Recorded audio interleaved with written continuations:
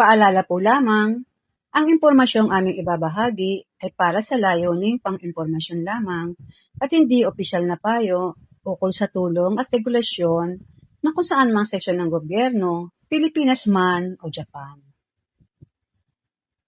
Totoo bang maaaring magtrabaho sa Pilipinas ang mga senior na Hapon? Ano ang katotohanan sa balitang ito? May nagsasabing maaari na raw magtrabaho sa Pilipinas ang mga senior citizen na Hapon o Japanese retirees. Maraming nagtatanong kung totoo ba ito o kung ano ang katotohanan sa likod ng balitang ito. Bakit maraming Japanese seniors ang gusto pang magtrabaho? Alam naman natin na ang Japan ay isa sa mga bansang may pinakamatandang populasyon sa buong mundo. Sa kasalukuyan, halos isa sa bawat 3 mamamayan ng Japan ay nasa edad 65 pataas. Dahil dito, maraming Japanese ang umaabot sa retirement age, ngunit nananatiling malakas ang pangangatawan at nais pa rin maging produktibo. Para sa kanila, ang pagtatrabaho ay hindi lamang para kumita ng pera, kundi paraan din upang manatiling aktibo, malusog ang pag-iisip, at magkaroon ng layunin sa buhay. Sa Japan, pangkaraniwan na ang mga empleyadong edad 65, 70, at maging higit pa rito ay nagtatrabaho pa rin. Bakit naaakit ang ilang Hapon sa Pilipinas? Isa ang Pilipinas sa mga bansang gustong puntahan ng maraming Japanese retirees dahil sa iba't ibang dahilan. Una, mas mababa ang halaga ng pamumuhay kumpara sa Japan. Pangalawa, kilala ang mga Pilipino sa pagiging magalang, hospitable, at maalaga. Pangatlo, marami ng Japanese companies sa Pilipinas, kaya hindi na sila nahihirapang makibagay. Bukod dito, maraming Japanese ang nakapag-asawa ng Pilipino o kaya naman ay matagal nang naninirahan dito. Totoo bang tumatanggap ang Pilipinas ng Japanese senior workers? Ang tamang sagot ay oo. Ngunit hindi ito isang espesyal na programa lamang para sa mga senior na Hapon. Sa kasalukuyan, walang batas o opisyal na programa ang gobyerno ng Pilipinas na nagsasabing otomatikong tinatanggap ang lahat ng Japanese senior citizen upang magtrabaho dito. Gayunpaman, kung ang isang Japanese national ay may employer sa Pilipinas at kumpleto ang kanyang mga legal na dokumento, maaari siyang magtrabaho, anuman ang kanyang edad, basta kaya pa niyang gawin ang kanyang trabaho. Ibig sabihin, hindi hadlang ang pagiging senior citizen kung siya ay kwalipikado at legal ang kanyang employment. Anong klaseng trabaho ang ginagawa ng mga Japanese sa Pilipinas? Kadalasan, hindi na sila pumapasok sa mabibigat na trabaho. Sa halip, sila ay nagiging Japanese language teacher, business consultant, factory advisor, production manager, quality control specialist, technical advisor, engineer, hotel consultant, tourism advisor, chef, company executive, interpreter o translator, at trainer ng mga empleyado. Marami sa kanila ang nagbabahagi ng kanilang mahigit 30 hanggang 40 taong karanasan sa iba't ibang industriya.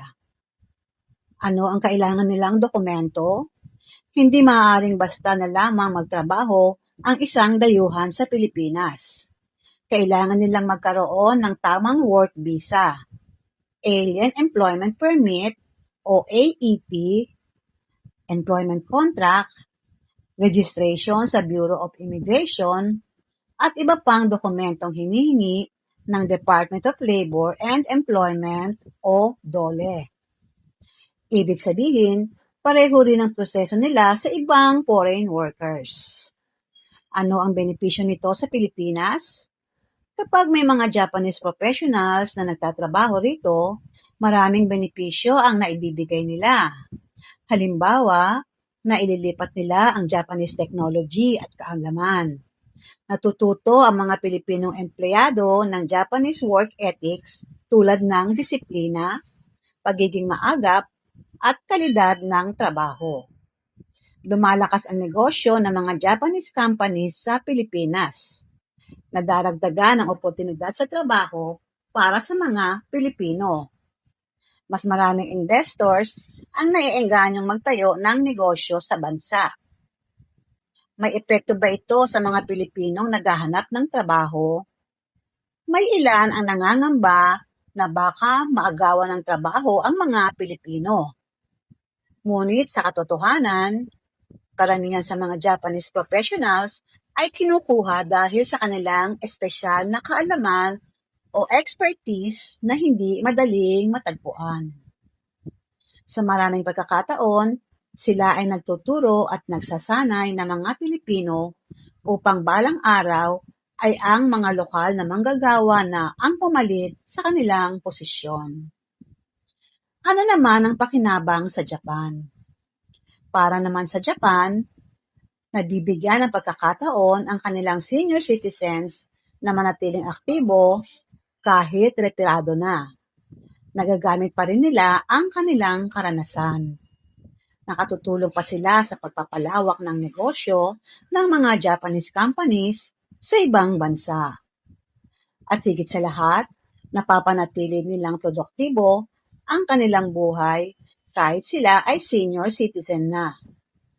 Ano ang dapat tandaan? Kung makarinig tayo ng balitang nagsasabing tumatanggap na ang Pilipinas ng lahat ng Japanese senior workers, huwag agad maniwala. Sa ngayon, wala pang opisyal na anunsyo na may espesyal na programa para rito. Ang totoo ay maaari silang magtrabaho sa Pilipinas kung sila ay may employer, may tamang work visa, may alien employment permit, at sumusunod sa batas ng Pilipinas.